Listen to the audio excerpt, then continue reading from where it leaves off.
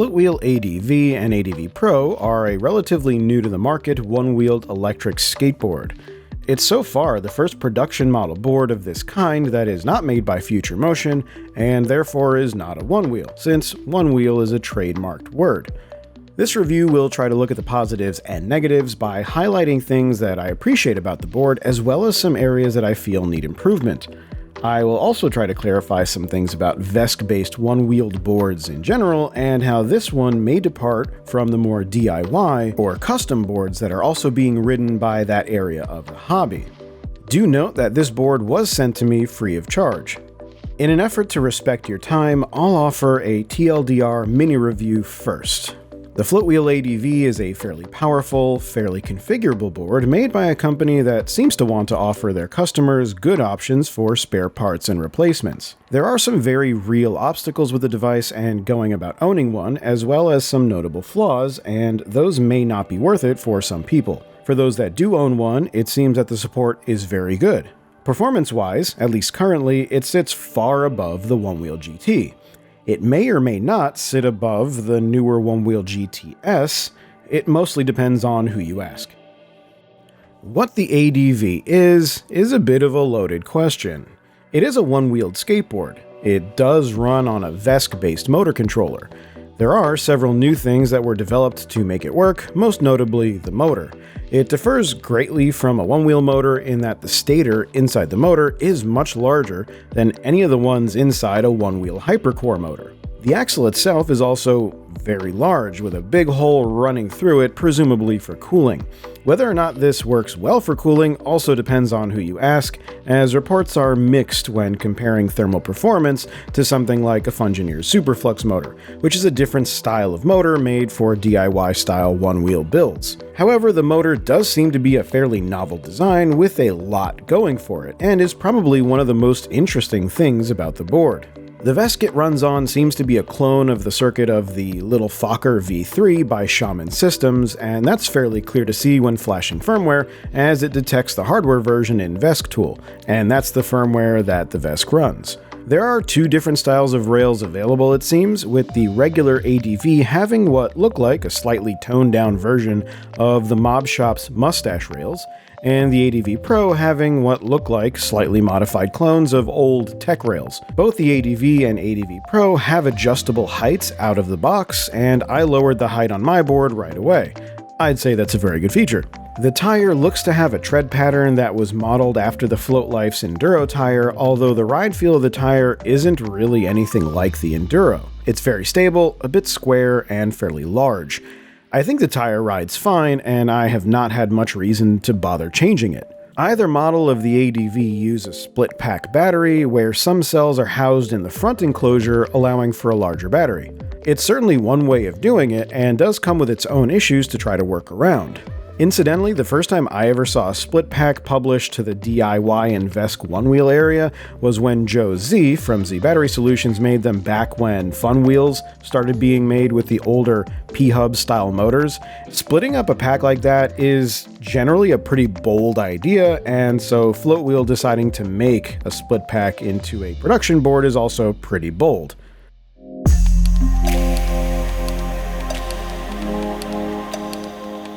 There's a lot to like about the Floatwheel ADV, from the price point to the way it performs in terms of its power.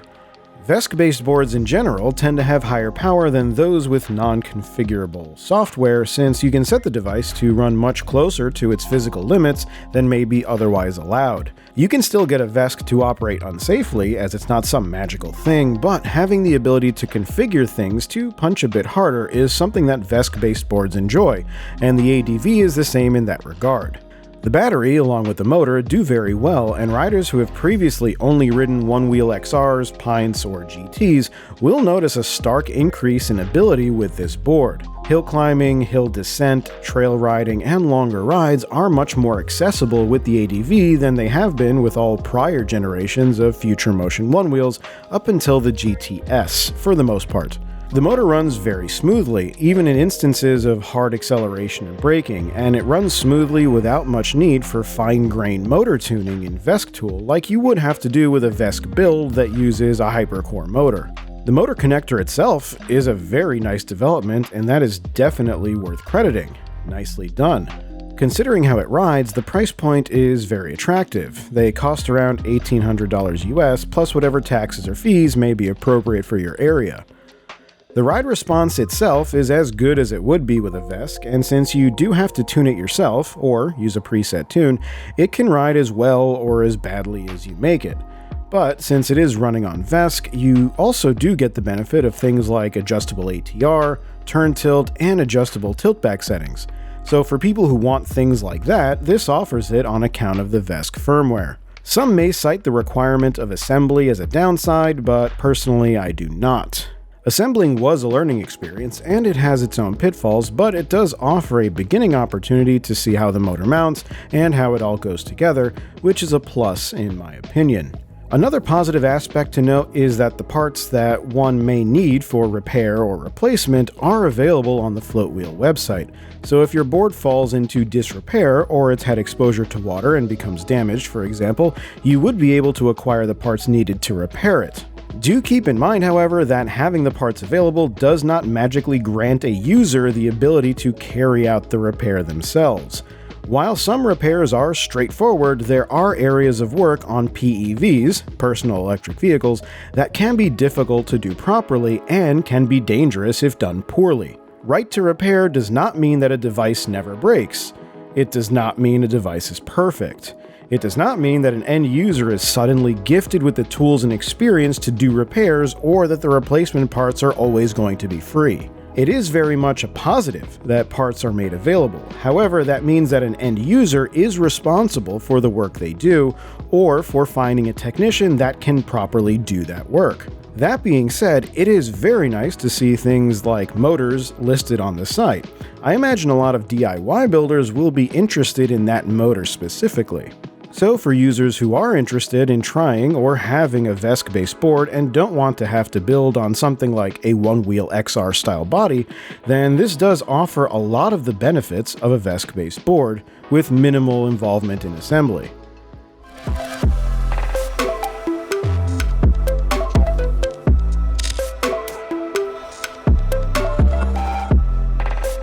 Obviously, no device is perfect, and the pitfalls of factory production don't escape any company, new or old. And so it's important to be realistic about product flaws or areas where improvement is needed. In this part of the review, I won't put much weight on things that are related to personal preference. Things like ride feel, weight, frame shape, these are not things that can be said to be flaws, as it's simply too subjective to say that one board feels better to ride than another, or one style of foot pad is objectively better than another. The ride feel of the ADV is a bit big and clunky, and if you've ridden enough boards, you can feel how thick the board is. It's a big reason why I kind of just prefer the way the shape of a Onewheel XR feels, and incidentally, that's why I don't personally like riding the Onewheel GT either. It feels thick, a bit inelegant underfoot, and that kind of larger board style isn't really my preference. It may be for many though, and I have been told, especially by taller riders, that the larger style boards have ride feel benefits. Anyway, specifically on areas in need of improvement with the ADV, there are a few. The VESC is surprisingly noisy. Despite all tuning attempts, it still has a very noticeable lightsaber dubstep sound that cycles clearly when the motor phases are changing.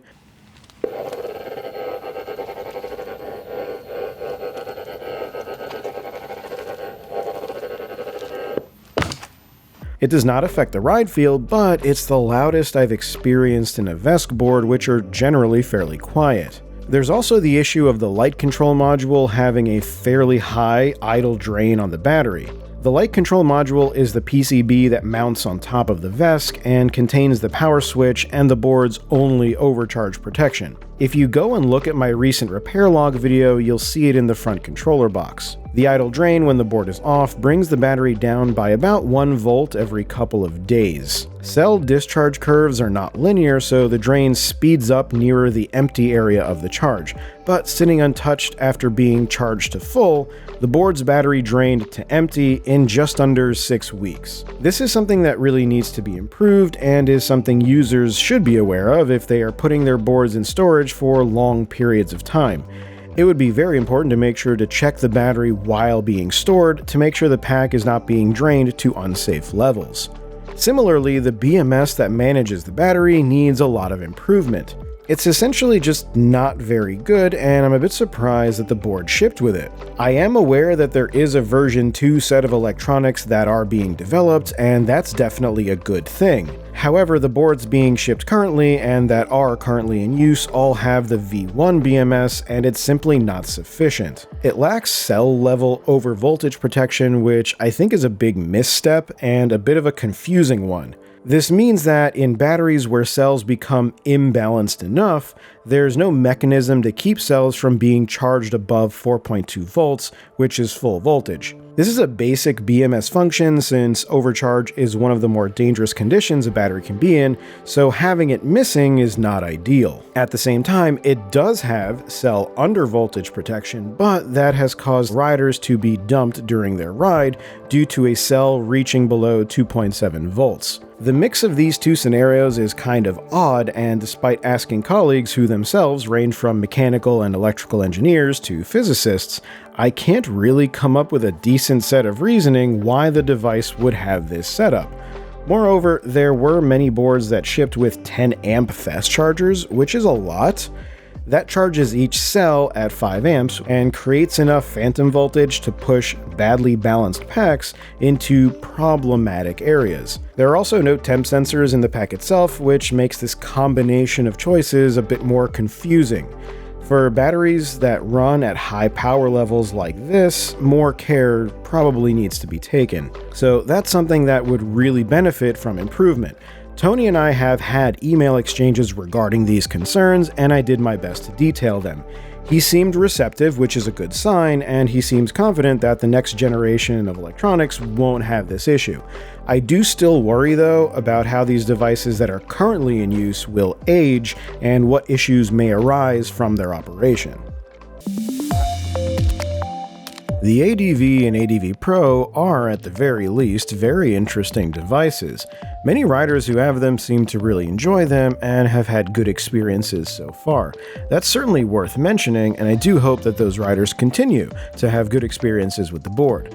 It's a good ride and offers a lot for the price, and it's clear that having an alternative option to the Onewheel expands the choices that riders have, and competition generally tends to benefit consumers if those consumers are informed. For riders who live outside of the US, a Floatwheel makes even more sense based on the parts availability alone. And the international markets have generally been underserved in terms of service and repair by Future Motion. So it seems obvious that people outside of the United States would see the Floatwheel ADV as an attractive option. Tony seems to be trying really hard to make his venture successful and do right by his customers and the riders who have a Floatwheel. There are many conversations and posts on Discord and the Facebook pages of customers getting updated parts and replacements, which is a really good sign. I think that is all deserving of respect and commendation. With the right approach to improvements, the ADV could be really great. I do hope this video was helpful. Thank you for watching, and take care.